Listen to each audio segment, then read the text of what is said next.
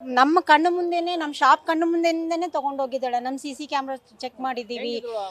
ಬುರ್ಕ ಹಾಕೊಂಡಿದ್ರು sir. Face ಕಾಣ್ತಾ ಇಲ್ಲ. Back ಸೈಡಿಂದ ಹೋಗ್ತಾ ಇರೋದು ಕಾಣಿಸ್ತು. ಕೊನೆಗೆ ನಾವು ಕಮಿಷನರ್ ರೂಮಲ್ಲಿ ಹೋಗಿ, ಸಾರ್ ರೂಮಲ್ಲಿ ಹೋಗಿ ಅಲ್ಲಿ CC ಕ್ಯಾಮ್ರಾ ಫುಟೇಜನ್ನು ತೆಗೆಸಿ ಅದನ್ನೆಲ್ಲ ಪೊಲೀಸರಿಗೆ ಕೊಟ್ಟು ಅವ್ರನ್ನ ಬಂದಿದ್ದಾರೆ. ಭಾಳ ಹೆಲ್ಪ್ ಮಾಡಿದ್ದಾರೆ ಪೊಲೀಸರು ಕೂಡ.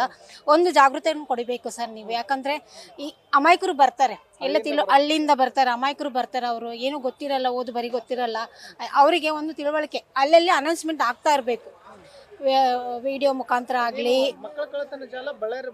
ಆಗಿದೆ ಸರ್, ಆಗ್ತಾ ಇದೆ. ಇದು 3ನೇದು ಅಂತ ಕೇಳ್ಪಟ್ಟಿದ್ದೀವಿ ನಾವು. ಅವರು ಈ ಥರ ಮಾಡ್ತಾ ಇರೋದು 3ನೇ ಸಲ ಅಂತ ಕೇಳ್ಪಟ್ಟಿದ್ದೀವಿ.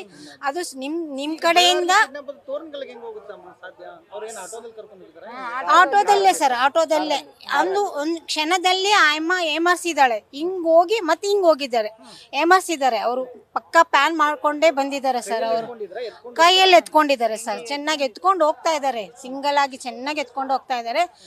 ಪಕ್ಕ ಪ್ಲಾನ್ ಇಂದ ಮಾಡಿದ್ದಾರೆ ಸರ್ ಇವರು. ಈ ತರ ಆಗ್ಬಾರ್ದು ಸರ್, ಆಗ್ಬಾರ್ದು.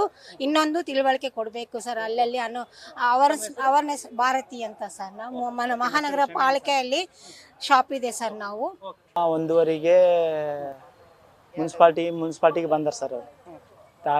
ತಾಯಿಯವರು ಅಮ್ಮ ಕೂಸನ್ ತಗೊಂಡ್ ಬಂದಾರ. ಮುನ್ಸಿಪಾಲ್ಟಿಗೆ ಬಂದರೆ ಈಕೆ ಎಸ್ಕೇಪ್ ಮಾಡ್ಕೊಂಡ್ ಬಂದಾಳ. ಆಕೆನ ಹೆಸರು ಶಮೀಮ್. ಹುಟ್ಟಿದ್ದು ರಾಣಿ ತೋಟ. ಆಕೆ ರಾಣಿ ತೋಟ ಹುಟ್ಟಿದ್ದು ಬೆಳೆದಿದ್ದು.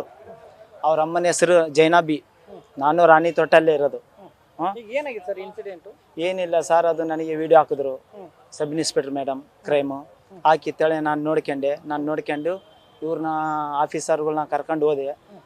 ಆತ ಸಾಹೇಬ ಇದ್ದಾನೆ ಸರ್. ಆ ಸಾಹೇಬು ಆಕಿನ ಮಾಡ್ಕೊಂಡಾನ. ಮೂರನೇ ಇಂತಿ ಅದು ಅವನಿಗೆ.